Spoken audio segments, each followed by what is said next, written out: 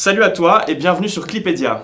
Alors aujourd'hui, comme tu l'as compris, on se retrouve pour une petite vidéo sur la démonstration par récurrence. Donc nous, on avait envie de faire une vidéo sur cette thématique-là parce qu'on s'est rendu compte que c'est quelque chose qui est assez peu compris généralement quand on y est confronté pour la première fois. Et pourtant, c'est un concept qui est vraiment très intéressant et très utile en mathématiques pour faire des preuves rigoureuses. Donc le but de la vidéo d'aujourd'hui, c'est vraiment de développer l'intuition sur la démonstration par récurrence et ensuite d'expliquer à quoi ça sert concrètement avec quelques exemples dans lesquels c'est vraiment utile d'utiliser la démonstration par récurrence. Alors, commençons par un exemple très simple où on aurait besoin de la démonstration par récurrence si on voulait prouver quelque chose rigoureusement, mais ici on n'en aura pas besoin pour gagner de l'intuition. Alors, commençons par définir l'ensemble des naturels. L'ensemble des naturels, c'est l'ensemble des nombres avec lesquels tu comptes dans la vie de tous les jours. Donc 0, 1, 2, 3, 4 et ainsi de suite et ainsi de suite. Donc ça, c'est l'ensemble des naturels. Alors maintenant que j'ai défini cet ensemble des naturels, je peux te poser une petite question par rapport à ça. Je peux te demander combien y a-t-il d'éléments dans l'ensemble des naturels que j'ai noté grand N ici. Donc combien y a-t-il de nombres naturels? Alors forcément, directement, tu es tenté de répondre qu'il y en a une infinité, et tu as raison de répondre ça, si tu as répondu ça, parce que évidemment, comme je suggère les trois petits points ici, je peux continuer comme ça indéfiniment, donc je peux chaque fois prendre un nombre naturel suivant, quoi. Donc ça c'est tout à fait juste, mais comment le prouver rigoureusement mathématiquement? En fait, ça c'est la question. Il y a un pas entre se dire qu'une chose est juste et d'avoir la démonstration mathématique pour le justifier. Alors, en fait, le pas, on va le franchir aujourd'hui, c'est justement en utilisant la démonstration par récurrence qu'on peut prouver, par exemple, qu'il y a bien une infinité de nombres naturels. Alors pour ça, on a besoin que de deux choses. On a besoin de savoir que n contient 0, que l'ensemble des naturels contient 0, mais ça, forcément, comme on voit ici, 0 est bien dans l'ensemble des nombres naturels, alors là, il n'y a aucun doute, on sait bien que l'ensemble des naturels contient 0, donc ça, c'est vérifié. Et on a besoin de savoir une deuxième propriété des nombres naturels qui est que si n appartient à grand N, donc petit n c'est un nombre naturel et grand N c'est bien l'ensemble des naturels, donc ici ce que j'ai noté c'est bien petit n est un nombre naturel, alors, donc ça c'est l'implication ici, alors petit n plus 1 est aussi un nombre naturel. En d'autres termes, si j'ai un nombre naturel n, et bien si je lui ajoute 1, j'ai aussi un nombre naturel. Ça c'est ce que cette proposition-là dit.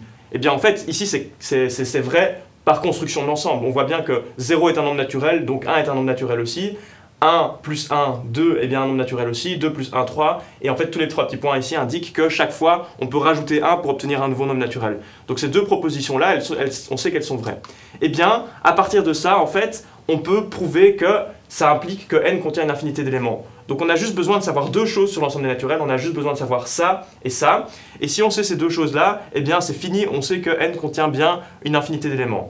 Alors comment faire la transition de ces deux points ici jusqu'à cette conclusion qui est n contient une infinité d'éléments? Eh bien c'est ce à quoi on va s'intéresser aujourd'hui justement. En fait ce pont-là, il est fait grâce à la démonstration par récurrence. Alors, pour introduire vraiment conceptuellement c'est quoi le problème de la démonstration par récurrence, j'ai choisi un petit exemple ici que j'ai appelé la voiture de l'infini. Alors faisons-la rouler, notre voiture de l'infini, on peut la mettre en marche. Donc comme tu vois, en fait, elle se met en marche un peu lentement, c'est une vieille voiture, et en fait elle a une batterie que j'ai représentée ici au-dessus. Et on voit qu'au fur et à mesure que la voiture roule, sa batterie se décharge jusqu'à un certain moment où la batterie tombe à plat, ici, et évidemment quand la batterie tombe à plat, la voiture ne peut plus continuer. Bon, c'est pas de chance parce qu'en fait on avait prévu d'avoir une voiture de l'infini et là pour le coup elle n'est pas allée très loin notre voiture de l'infini. Alors comment on pourrait faire en sorte que la voiture de l'infini aille plus loin? Bon, et bien ce qu'on peut faire c'est qu'on peut la faire rouler et on peut ajouter sur la route des petites bornes de recharge ici. Donc une petite borne de recharge et tu vois que dès que la voiture passe par la borne, eh bien sa batterie est rechargée instantanément et donc elle peut continuer à rouler comme ça. Alors qu'est-ce que je fais dans ce cas-ci? Ce que je peux faire c'est que je peux disposer sur la route comme ça une infinité de bornes de recharge qui sont suffisamment proches les unes des autres pour que la batterie de la voiture n'ait pas le temps de se décharger pour aller d'une borne à la suivante. Donc qu'est-ce que tu sais à partir de ça? Tu sais qu'à chaque fois, la voiture aura assez de batterie pour aller d'une borne à la suivante et donc la batterie ne tombera jamais à plat. Donc tu sais en fait que la voiture peut continuer à rouler comme ça indéfiniment, c'est ce que j'ai représenté ici avec des trois petits points, et donc tu sais conceptuellement que la voiture ira à l'infini. Pourtant, tu n'as pas vu avec tes yeux la voiture aller à l'infini. Tu sais qu'elle pourra aller à l'infini tout simplement parce que chaque fois, elle aura assez d'essence, ou en fait ici plutôt de batterie, pour aller d'une borne à la suivante. Donc on n'a pas besoin de voir la voiture aller à l'infini pour savoir qu'elle atteindra l'infini. On a juste besoin de savoir qu'il y a chaque fois assez pour aller d'une borne à la suivante et que du coup cette structure va se répéter continuellement. Alors si tu as compris ça, tu as déjà toute l'intuition de la démonstration par récurrence. Parce que l'idée de la démonstration par récurrence, c'est de faire une infinité de preuves, tout simplement en ayant chaque fois assez pour aller d'une preuve à la suivante. Donc je vais détailler ça par la suite, mais vraiment garde cette idée de la voiture de l'infini en tête, parce que c'est vraiment cette idée qui sous-tend complètement l'idée de la démonstration par récurrence. Alors maintenant, on va voir un exemple dans lequel on a vraiment besoin de la démonstration par récurrence, pour prouver quelque chose rigoureusement. Donc je t'avais déjà introduit l'ensemble des naturels et une propriété de l'ensemble des naturels, mais ici ça va vraiment être nécessaire si on veut fournir une preuve rigoureuse de cette proposition-là. Alors j'ai introduit la somme S indice n. Donc la somme S indice n, c'est 0, plus 1, plus 2, et ainsi de suite jusqu'à n. Donc je m'arrête à n, c'est ce que me dit mon petit indice n ici. Donc en fait, j'ai utilisé exactement la même notation que dans le cas des suites arithmétiques. Donc si tu n'as pas vu forcément la vidéo des suites arithmétiques, et la vidéo sur les suites géométriques, je t'invite à la regarder maintenant. Mais ici, en fait, ce à quoi on s'intéresse, si tu as vu cette vidéo, tu reconnaîtras directement que c'est une suite arithmétique de raison 1 qui commence à U0 égale 0. Et en fait, on calcule la somme des termes de cette suite arithmétique. Bon. Ici, ce n'est pas plus important que ça parce que je vais juste poser une question. Je vais juste dire qu'en fait, cette somme-là, je peux la calculer différemment en utilisant cette formule-ci. Je peux calculer Sn, donc le Sn que j'ai défini ici, je peux le calculer en utilisant cette formule-là qui est S indice n égale n fois n plus 1 divisé par 2. Donc ça, c'est la proposition donc je dis que c'est vrai et j'aimerais bien le démontrer mathématiquement. Bon, ce que je peux faire en fait, c'est que je sais que cette proposition-là doit être vraie pour tout n appartenant à grand N. Donc quel que soit le naturel n que je choisis, cette proposition-là doit être vérifiée. Donc je peux commencer par le vérifier pour quelques cas particuliers. Donc je peux choisir différents n appartenant à grand N et voir si la formule est vraie pour ces différents n. Donc je peux commencer par calculer S0. Donc S0, en fait, je sais simplement que par définition, je vais m'arrêter à n égale 0. Donc S0 est égal à 0, ça je le sais parce que j'ai pu le calculer explicitement. Maintenant, je vais voir si ma formule est vraie dans ce cas-ci. Donc je vais remplacer n par 0 dans ma formule. Donc si je remplace n par 0, j'ai 0 fois 0 plus 1 divisé par 2. Or, 0 fois 0 plus 1, ça fait bien 0. Donc la formule m'a bien prédit la bonne valeur pour S0 dans ce cas-ci. Donc la formule marche effectivement pour n égale 0, ça, il n'y a pas de problème. Alors maintenant, je vais faire la même chose pour S1. Donc S1, c'est pareil, je prends 0 plus 1, donc je m'arrête à n égale 1. Donc ça, facilement, je sais que c'est 1. Maintenant, je vais voir ce que ma formule me prédit pour S1. Donc ma formule, si je remplace n par 1, elle me donne 1 fois 1 plus 1 divisé par 2. Donc 1 fois 1 plus 1 divisé par 2. Donc forcément 1 plus 1 c'est 2, donc je peux simplifier 1 plus 1 avec 2. Et il me reste bien 1. Donc comme ma formule m'a dit, effectivement ma formule est exacte dans ce cas-ci, elle m'a donné la bonne réponse. Donc je peux aussi refaire cette vérification maintenant pour n égale 2. Donc ici je prends S2 est égal à 0 plus 1 plus 2, je sais que je dois m'arrêter à n égale 2. Donc ça, très facilement je peux le calculer, ça me fait bien 3. Une fois que j'ai 3, je peux voir maintenant que si ma formule ici Sn est égal à n fois n plus 1 divisé par 2 me donne la bonne réponse. Il suffit de remplacer n par 2. Donc si je remplace n par 2, j'ai 2 fois 2 plus 1 divisé par 2. Pareil, je peux simplifier les deux ici. Et j'ai bien 3 au total. Donc ma formule me donne effectivement la bonne réponse pour S2. Alors je peux continuer comme ça longtemps. Forcément, je peux continuer pour n égale 3, n égale 4, n égale 5. Mais du coup, en fait, je devrais faire une infinité de vérifications si je voulais prouver que cette proposition-là est vraie pour tout n appartenant à grand N. Donc forcément, tu te doutes que c'est pas ça qu'on va faire. On va utiliser une stratégie qui est un peu plus intelligente, qui est justement la stratégie forcément de la démonstration par récurrence. Alors ici, donc, ce qu'on a envie de faire, reformulons ça de façon un peu plus abstraite. Le but ici, c'est de démontrer une propriété que j'appelle P, donc P pour propriété. Et je veux vérifier que la propriété P est vérifiée pour tout n appartenant à grand N. Donc la propriété est vraie pour tout n appartenant à grand N. Alors comment je note ça de façon abrégée, parce que c'est assez embêtant à noter chaque fois comme ça. Eh bien je note que pour tout n appartenant à grand N, donc pour tout naturel n, on a P de n. Donc si on a P de n, ça veut dire que la proposition est vérifiée pour n.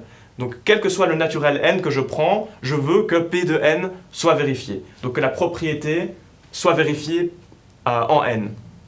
Alors ici la propriété, c'est quoi P de n? Ici dans ce cas-ci, P de n c'est cette formule-ci. Donc la proposition que je veux vérifier pour n, c'est Sn est égal à n fois n plus 1 divisé par 2. Donc P de n dans ce cas-ci, c'est cette égalité-ci. Et forcément, l'idée c'est que je veux remplacer n par n'importe quel naturel et voir que cette propriété est bien vérifiée, quel que soit le naturel n que j'ai choisi.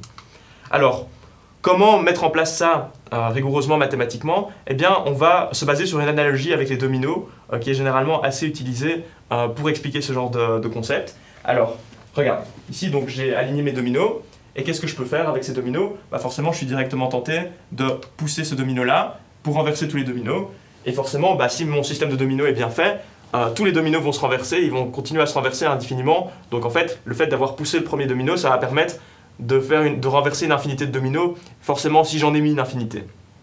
Alors pourquoi je te parle de ça? Ben, on va décomposer ce qui s'est passé en fait et on va faire l'analogie avec la démonstration par récurrence par la suite. Donc d'abord, décomposons ce que je viens de faire. Tout d'abord, j'ai fait ce qu'on appelle l'initialisation. Donc l'initialisation, c'est j'ai renversé le premier domino. Donc forcément, pour renverser tous les dominos, la première chose à faire, bah, c'est de renverser le premier domino. Donc ça, c'est ce que j'appelle l'initialisation. Ensuite, il y a une deuxième chose qui s'est passée qui s'appelle l'hérédité. Et forcément, qui est nécessaire pour que tous les dominos se renversent, eh bien, il faut forcément que chaque domino renverse le suivant. Si ce domino-là renverse le suivant, et que celui-là renverse le suivant, et que celui-là renverse le suivant, et que celui-là renverse le suivant, en fait, tous les dominos vont se renverser. Donc c'est bien ce que j'ai envie, c'est d'avoir chaque fois tous les dominos qui sont renversés, et que ça continue comme ça indéfiniment. Donc si ces deux propositions-là sont vérifiées, donc si j'ai renversé le premier domino et si chaque domino renverse le suivant, alors je sais que ces trois petits points-ci, je peux les mettre et que les dominos vont continuellement se renverser à l'infini en fait. Donc maintenant pour expliquer ça un peu, enfin pour faire le lien avec la démonstration par récurrence, ce que je vais faire c'est que je vais commencer par numéroter mes dominos. Donc ici, j'ai le domino numéro 0, donc c'est le premier domino que je note 0. Ensuite j'ai le deuxième domino que je note 1. Ensuite, le troisième domino, et ainsi de suite, comme ça. Et finalement, en fait, quel que soit le n naturel, donc je prends un nombre naturel n, et bien forcément, le domino n est toujours suivi du domino n plus 1 grâce à ma numérotation que je viens d'introduire. Alors pourquoi j'ai fait ça? Tout simplement pour reformuler ces deux propriétés ici, donc l'initialisation et l'hérédité, je vais les reformuler en termes un peu plus mathématiques, donc en utilisant des nombres. Donc, en fait, la première proposition, c'est que le premier domino soit renversé, donc le domino 0 est renversé, donc ça c'est évident, c'est juste la numérotation que j'ai introduite, j'ai juste traduit ça en termes de cette numérotation-là. La deuxième propriété, c'est chaque domino doit renverser le suivant, et c'est là que c'est assez intéressant, je vais pouvoir utiliser justement le fait que le domino n soit renverse le domino n plus 1. Donc en fait, c'est exactement ce que j'ai noté ici, chaque domino doit renverser le suivant, je peux noter ça mathématiquement, domino n renversé implique domino n plus 1 renversé. En d'autres termes, si j'ai le domino n qui est renversé, alors je peux en déduire que le domino n plus 1 va être renversé aussi. Donc ça, c'est vraiment la façon mathématique de noter l'initialisation et l'hérédité. Alors forcément maintenant, tu vas te demander quel est le lien avec la démonstration par récurrence, pourquoi je te parle de ça. Eh bien on va justement faire l'analogie avec la preuve qu'on avait envie de faire pour chaque n appartenant à grand N. Alors on va encore faire un tout petit travail pour reformuler ces deux propositions-là. En fait, déjà, avant de commencer ça, ce que je peux dire, c'est que je sais que domino n 0 renversé et domino n renversé implique domino n plus 1 renversé. Ça implique que tous les dominos sont renversés. Donc ça, c'est évident, ça implique que tous les dominos sont renversés. Si j'ai fait l'initialisation et si j'ai fait l'hérédité, j'ai bien que tous les dominos vont être renversés, comme je te l'ai montré auparavant. Donc ça, je peux le noter aussi mathématiquement. Tous les dominos sont renversés. C'est pour tout n appartenant à grand N, le domino n est renversé. Donc ça me dit bien que, quel que soit le numéro du domino que je choisis, eh bien ce domino sera renversé. Donc ça, c'est la façon un peu plus mathématique de le noter. Alors, je te rappelle que le but qu'on s'était fixé, c'était de démontrer que pour tout n appartenant à grand N, on a P de n. Et ça, tu vois bien que ça ressemble assez fort à ce que je viens de noter ici. On a noté que pour tout n appartenant à grand N, le domino n est renversé. C'est similaire à pour tout n appartenant à grand N, on a P de n. En fait, ici, dans ce cas-ci, P de n, ça serait domino n renversé. Ça, ce serait notre proposition qu'on a envie de démontrer pour tout n appartenant à grand N. Alors, on va faire l'analogie. Donc, on va traduire l'initialisation. En fait, l'initialisation, si je la traduis ici, domino renversé, 0 renversé, bah, c'est domino n est égal à 0 renversé. Donc, c'est P de 0. Si j'utilise cette traduction que je viens de faire. Donc domino 0 renversé, c'est bien P de 0 par l'analogie que je viens de faire.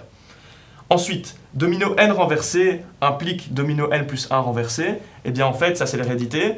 Je peux le traduire en domino n renversé, c'est simplement P de n par rapport à l'analogie que je viens de te dire.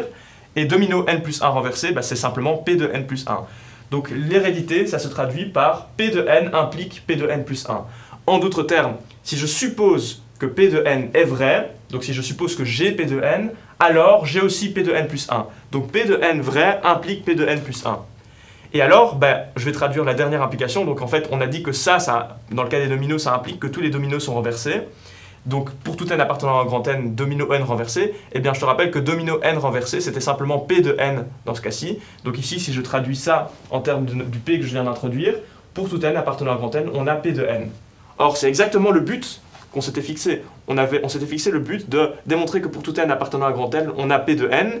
Et ici, par cette analogie, on vient de comprendre que si on veut démontrer ça, on peut simplement démontrer deux choses qui sont l'initialisation P de 0, donc il faut démontrer que P est vérifié en n égale 0, et l'hérédité, qui est que si j'ai P de n, alors j'ai aussi P de n plus 1. Donc je suppose que P de n est vrai, et je montre que ça implique que P de n plus 1 est vrai aussi.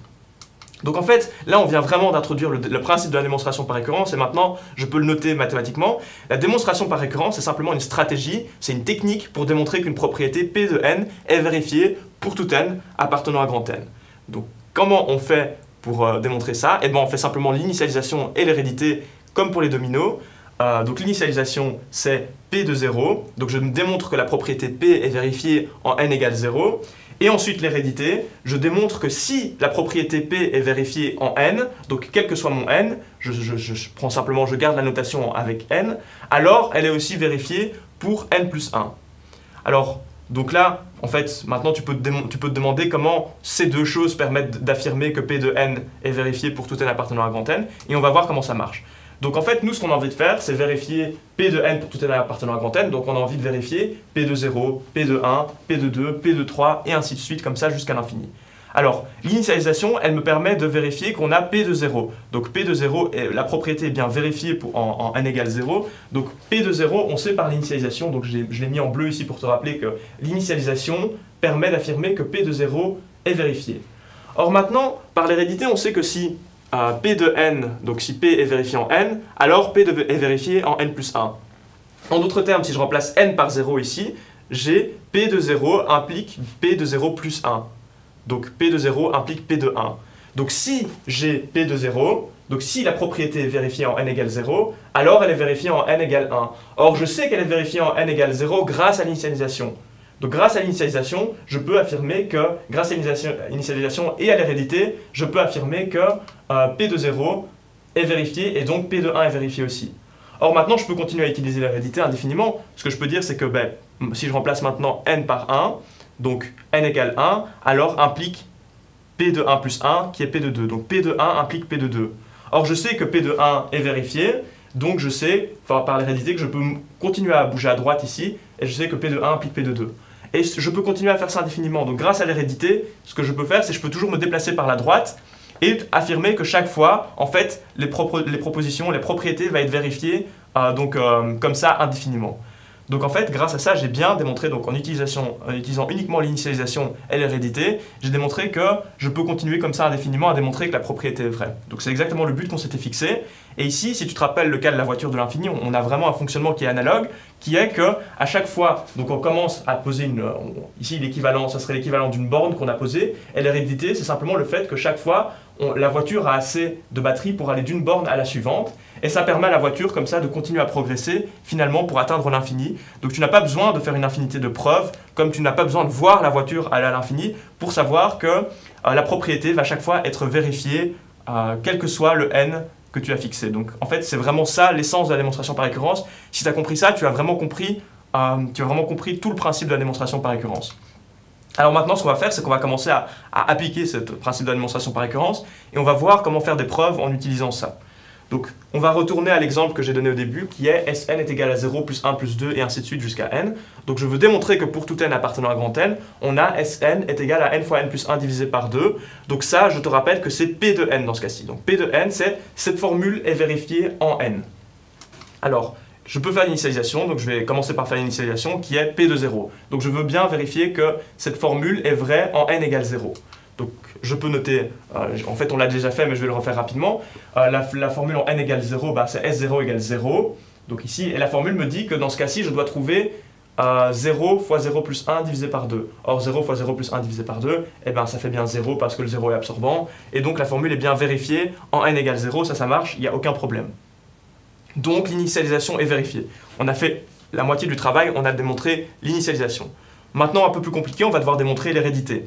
L'hérédité, c'est je suppose que P de n est vérifié, et donc j'utilise ça pour démontrer que P de n plus 1 est vérifié aussi. Donc si je suppose que P de n est vrai, donc si je suppose que cette formule est vraie pour n, alors l'hérédité me demande de démontrer que, en faisant cette supposition-là, la formule est vraie si je remplace n par n plus 1. Donc ici, en fait, je vais supposer que cette formule est vraie pour n, et je vais démontrer que cette supposition me permet de prouver que la formule est aussi vraie pour n plus 1. Alors comment faire ça en fait? Ce que je vais essayer de faire, c'est que je vais prendre la formule pour n plus 1 et je vais essayer de faire apparaître la formule pour n à l'intérieur. Donc ça va être plus clair quand je vais te montrer l'exemple. Donc ici en fait je veux démontrer que la formule est vraie pour n plus 1 en supposant qu'elle est vraie pour n. Alors donc si je note Sn plus 1, ben, j'ai 1 plus 2 plus 3 et ainsi de suite. Sauf que maintenant je m'arrête plus à n mais je m'arrête à n plus 1. Donc forcément maintenant je veux utiliser le fait que je sais que la formule est vraie pour n. Donc je vais essayer de trouver Sn à l'intérieur de cette somme que je viens d'écrire dans le membre de droite. Mais on sait très bien qu'en fait Sn, c'est les n premiers termes, 1 plus 2 plus 3 et ainsi de suite jusqu'à n, et bien ça représente bien Sn. Donc en fait ce que je peux faire, c'est que je peux utiliser P de n, donc je suppose que P de n est vrai pour démontrer que P de n plus 1 est vrai, donc je vais utiliser la formule en n, donc je vais remplacer Sn par n fois n plus 1 divisé par 2. Donc ça en fait, j'ai supposé que la formule était vraie en n pour pouvoir démontrer qu'elle est vraie en n plus 1. Et c'est ce que je suis en train de faire, donc je vais utiliser Sn, donc je vais utiliser P de n dans ce cas-ci. Alors, donc renotons Sn, donc Sn c'est n fois n plus 1 divisé par 2. Donc remplaçons Sn par n fois n plus 1 divisé par 2.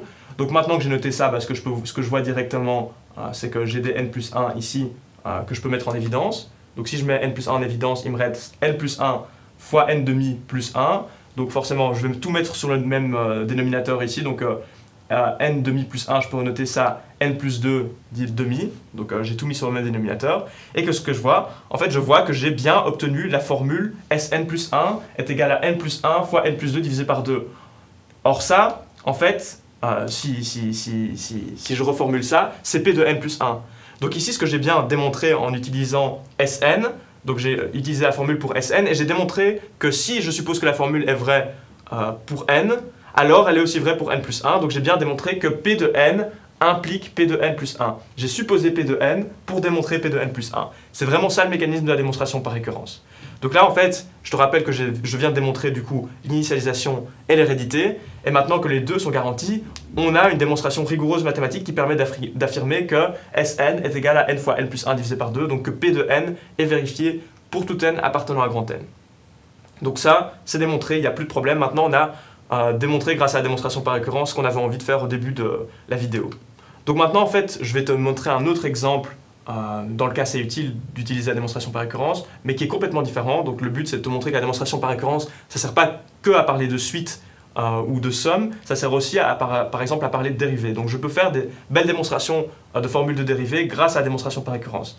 Donc ici je te demande de démontrer que pour tout n appartenant à grand n, donc pour tout naturel petit n, on a la dérivée par rapport à x de x exposant n est égale à n fois x exposant n moins 1. Donc ça, en fait, dans ce cas-ci, c'est P de n. P de n, la proposition en n, c'est bien cette égalité-ci. J'ai envie de démontrer que cette égalité est vraie pour tout n appartenant à grand n. Alors, donc, je vais commencer par l'initialisation. Je vais démontrer qu'elle est vraie en n égale 0. Donc, je vais montrer P de 0. Donc, je demande que la dérivée par rapport donc, en fait, je vais commencer par faire le calcul explicitement et je vais voir si la formule me donne bien le bon résultat dans le cas n égale 0. Donc si j'utilise pas de formule, donc si je le calcule juste par la définition, la dérivée par rapport à x de x exposant 0, c'est la dérivée par rapport à x de 1, parce que x exposant 0, ça me donne 1 quel que soit x. Donc ça, en fait, on sait bien que c'est 0, parce que la dérivée d'une constante, ça fait 0. Donc, petit aparté, en fait, si tu n'as pas encore vu les vidéos sur les dérivés, je t'invite à les regarder d'abord pour comprendre cet exemple-ci. Bon, ici c'est juste une illustration, c'est pas vraiment fondamental pour comprendre la démonstration par récurrence, mais si tu veux vraiment profiter de cet exemple, je t'invite à regarder la vidéo sur la dérivée et les vidéos sur la dérivée, parce que je vais utiliser quelques propriétés sans vraiment les redémontrer ici. Donc en fait, ici ce que j'ai bien démontré, c'est que dérivée par rapport à x de x exposant 0, ça fait 0. Et maintenant je vais voir ce que ma formule me donne dans ce cas-ci pour vérifier si la formule me donne bien le bon résultat. Donc si je remplace n par 0, en fait j'ai 0 fois x exposant 0 moins 1.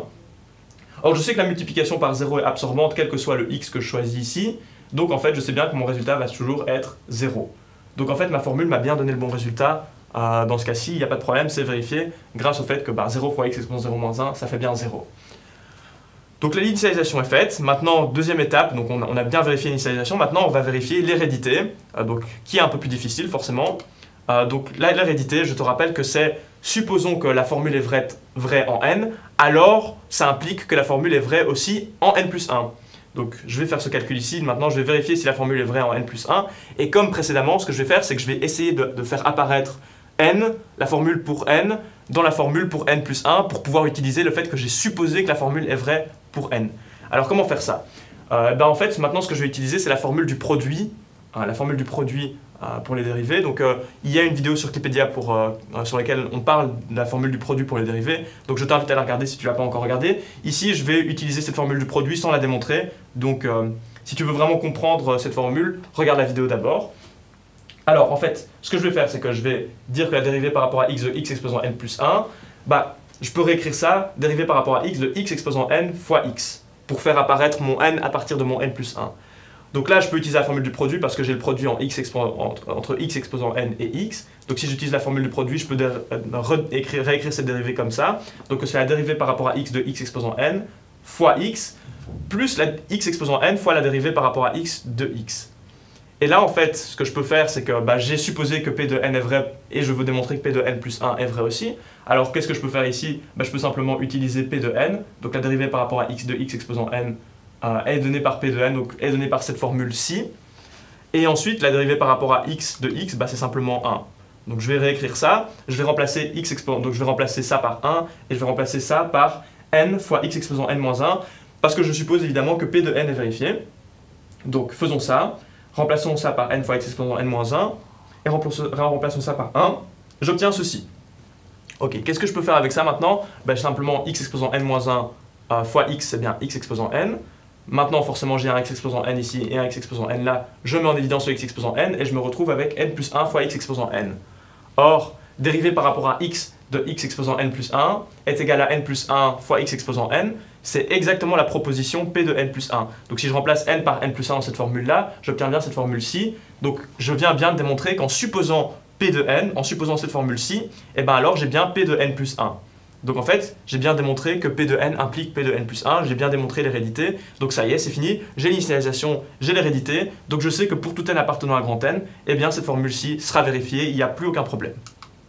Alors, donc maintenant c'était le cas intéressant des dérivés, mais je te propose quelques exercices donc, à faire par toi-même. Donc je te demande de démontrer que pour tout n appartenant à grand n, on a les résultats suivants. Donc pour une suite arithmétique, un est égal à u0 plus n fois r, Sn, donc la somme des n premiers termes de la suite, des n plus 1 premiers termes de la suite arithmétique, est égale à n plus 1 fois 2 fois u0 plus nr divisé par 2.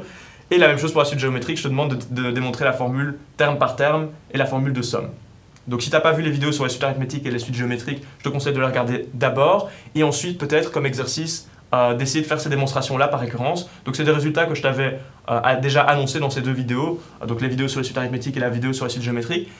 Et on l'avait démontré d'une certaine façon, mais tu peux voir qu'il y a moyen de le faire peut-être même plus facilement grâce à la démonstration par récurrence. Donc maintenant, je te propose une première petite piste pour aller plus loin, donc, qui est notamment le cas de la récurrence sur les parties de n. Donc comment un énoncé adapté à ça serait formulé? Ça serait par exemple montrer que pour tout n plus grand ou égal à 6, on a quelque chose, donc pour tout n naturel forcément, plus grand ou égal à 6, donc je commence plus à n égale 0, je commence à n égale 6. Alors comment adapter la stratégie que je viens de t'expliquer par rapport à ça? Et bien en fait il suffit simplement de faire l'initialisation à n égale 6, donc commencer par démontrer p de 6 au lieu de p de 0. Donc si j'ai ça en fait, je vais commencer à démontrer que c'est vrai en n égale 6, et donc la propriété sera bien vérifiée ici, et par l'hérédité, comme avant, je vais pouvoir démontrer que P de 7 est vérifié, P de 8 est vérifié, P de 9 est vérifié, et ainsi de suite, grâce aux 3 petits points. Donc en fait, la propriété sera vérifiée juste à partir de n égale 6. Et alors, une deuxième piste pour aller plus loin, en fait, c'est le cas de la démonstration par récurrence sur Z. Donc maintenant, je fonctionne sur l'ensemble des entiers, donc plus l'ensemble des naturels. Donc l'ensemble des entiers, c'est 0, 1, 2, 3, 4, mais aussi tous les nombres négatifs, donc moins 1, moins 2, moins 3, moins 4. Donc si tu veux, tu prends un miroir en n égale 0 de l'ensemble des naturels et tu ajoutes tous les nombres que tu obtiens dans ce miroir. Donc en fait, tu obtiens aussi moins 1, moins 2, moins 3, moins 4, et ainsi de suite. Donc ça, c'est l'ensemble des entiers. Donc en fait, Du coup, l'énoncé ressemblera à quelque chose comme ça. Dans ce cas-ci, ce serait démontrer que pour tout z appartenant à grand Z, donc pour tout entier z, on a une propriété. Alors comment adapter la stratégie de la démonstration par récurrence ici? Eh bien en fait, il suffit juste de faire une hérédité dans les deux sens. Donc on va, comme avant, démontrer que P de Z implique P de Z plus 1, mais on va avoir besoin d'une deuxième hérédité parce qu'en fait, l'ensemble des entiers, eh ben, il est infini dans deux directions différentes. Si je peux partir par la droite et avoir une infinité d'entiers, mais je peux aussi partir par la gauche et avoir une infinité d'entiers. Donc j'ai besoin aussi de démontrer que P de Z implique P de Z moins 1. Et qu'est-ce que ça va me permettre de faire ça en fait? Je sais que P de 0 sera vérifié si j'ai fait l'initialisation, et grâce à l'hérédité, je vais déjà pouvoir me déplacer vers la droite, donc je vais devoir démontrer que P de 0 implique P de 1, qui implique P de 2, qui implique P de 3, et ainsi de suite. Mais grâce à la deuxième partie de l'hérédité, je peux aussi utiliser le fait que P de 0 implique P de moins 1, qui implique P de moins 2, qui implique P de moins 3, et ainsi de suite, et ainsi de suite. Donc en fait, grâce à l'hérédité, ici, je vais pouvoir démontrer quelque chose sur Z et non plus uniquement sur l'ensemble des naturels. Donc voilà, j'espère que cette petite vidéo sur la démonstration par récurrence t'a plu. Donc forcément, je t'invite à t'abonner à la chaîne, à laisser des commentaires et à liker notre vidéo. Aussi, si l'envie t'en prend, tu peux nous soutenir sur Tipeee. Et moi, d'ici la prochaine vidéo, tout ce qui me reste à te dire, c'est à bientôt sur Clipedia.